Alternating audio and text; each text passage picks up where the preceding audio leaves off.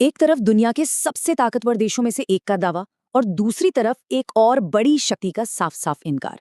हाल ही में भारत और अमेरिका के बीच एक व्यापार समझौते को लेकर एक ऐसा सवाल खड़ा हो गया जो अंतर्राष्ट्रीय कूटनीति की कई परतें खोल देता है।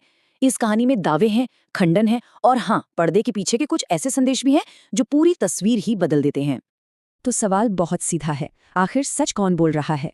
क्या अमेरिका के पूर्व राष्ट्रपति डोनाल्ड ट्रंप का दावा सही है या फिर रूस जो कह रहा है उसमें सच्चाई है? चलिए इस पूरे मामले की तह तक चलते हैं और देखते हैं कि सच है क्या। तो चलिए शुरुआत करते हैं कि सार्वजनिक तौर पर यानी दुनिया के सामने क्या क्या कहा गया। कहानी शुरू होती है एक बहुत बड़े ऐलान से। हुआ ये कि अमेरिका भारत के बीच एक ट्रेड डील हुई जहां भारतीय सामान पर टैरिफ 50% से घटकर 18% हो गया। इसके ठीक बाद ट्रंप ने एक चौंकाने वाला दावा कर दिया। उन्होंने कहा कि भारत अब रूस से तेल खरीदना बंद कर देगा। लेकिन कमाल की बात यह है कि इस दावे के कुछ ही घंटों बाद रूस की तरफ से बयान आया कि भारत ने तो उन्हें ऐसा कोई इशारा तक नहीं दिया है। मतलब एक ही डील पर दो सुपर पावर दो बिल्कुल अलग अलग बातें कह रहे थे। सवाल था, ऐसा क्यों?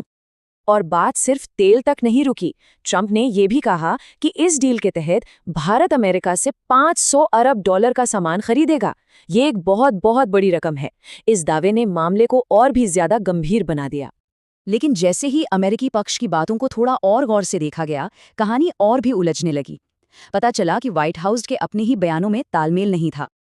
अब ये स्लाइड देखिए, ये बहुत दिलचस्प है।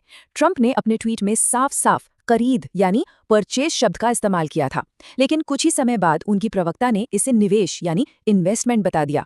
अब देखिए, खरीद और निवेश में जमीन आसमान का फर्क होता है ना? खरीद का मतलब है आपने पैसे दिए और सामान ले लिया।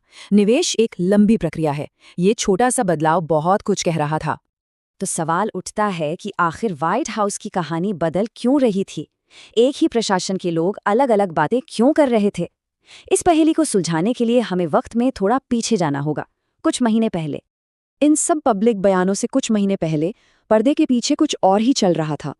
उस वक्त अमेरिका का जो लहजा था वो दोस्ती वाला तो बिल्कुल नहीं था, बल्कि काफी आक्रामक था।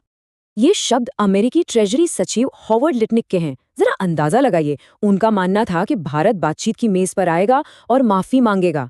ये किसी बराबरी की बातचीत जैसा नहीं, बल्कि एक तरह के अल्टीमेटम जैसा लग रहा था। और ये थी वो मांगे जो अमेरिका भारत के सामने रख रहा था। लिस्ट देखिए कितनी सख्त थी। रूस से तेल खरीदना बंद करो, ब्रिक्स समूह से बाहर आ जाओ, और तो और राष्ट्रपति ट्रंप से माफी भी मांगो। ये कूटनीति कम और एक तरह की धमकी ज्यादा लग रही थी। अब इन मांगों के जवाब में भारत ने जो किया, उसने शायद अमेरिका को भी चौंका दिया। भारत झुका नहीं, बल्कि निजी तौर पर एक बहुत साफ और कड़ा संदेश भेजा गया। और ये था वो संदेश जो भारत के राष्ट्रीय सुरक्षा सलाहकार अजीत डोभाल के जरिए अमेरिकी अधिकारियों तक पहुंचाया गया। मतलब बिल्कुल साफ था, भारत को धमकाया नहीं जा सकता। हम एक बराबरी के सौदे के लिए सालों इंतजार करने को तैयार हैं, चाहे इसके लिए ट्रंप का कार्यकाल खत्म होने का इंतजार ही क्यों न करना पड़े। ये एक बहुत बड़ा कूटनीतिक दांव था। और इस संदेश का असर फौरन देखने को मिला। भारत का ये सख्त रुख देखते ही व्हाइट हाउस का पब्लिक में बात करने का तरीका नाटकीय रूप से बदल गया। आक्रामक बयानों की जगह तारीफों ने ले ली। और नतीजा आपके सामने है। व्हाइट हाउस रिश्तों की तारीफ करने लगा, ट्रंप सोशल मीडिया पर गर्मजोशी दिखाने लगे, और जो अमेरिका की बड़ी बड़ी मांगें थीं, जैसे ब्रिक्स छोड़ो या माफी मांगो, वो सब ठंडे बस्ते में चली गईं। भारत अपनी बात पर कायम रहा। तो ठीक है, ये तो हुई राजनीति की बात, लेकिन जमीनी हकीकत क्या है? क्या भारत के लिए वाकई में रूस से तेल खरीदना बंद करना मुमकिन है, जैसा ट्रंप ने दावा किया था? चलिए इसकी प्रैक्टिकल मुश्किलों को समझते हैं। ये चार्ट देखिए, ये साफ बताता है कि रूस भारत की एनर्जी सिक्योरिटी के लिए कितना जरूरी है। हमारे कुल तेल आयात का लगभग 40% हिस्सा रूस से आता है। अब सोचिए, इतनी बड़ी निर्भरता को रातों रात खत्म करना सिर्फ मुश्किल ही नहीं, बल्कि नामुमकिन सा है। और इसकी 3 बड़ी वजह हैं। पहली, समय। किसी दूसरे देश से इतनी बड़ी मात्रा में तेल का इंतजाम करने में महीनों, शायद साल भी लग सकते हैं। दूसरी वजह, पैसा। रूस भारत को काफी अच्छे डिस्काउंट पर तेल देता है।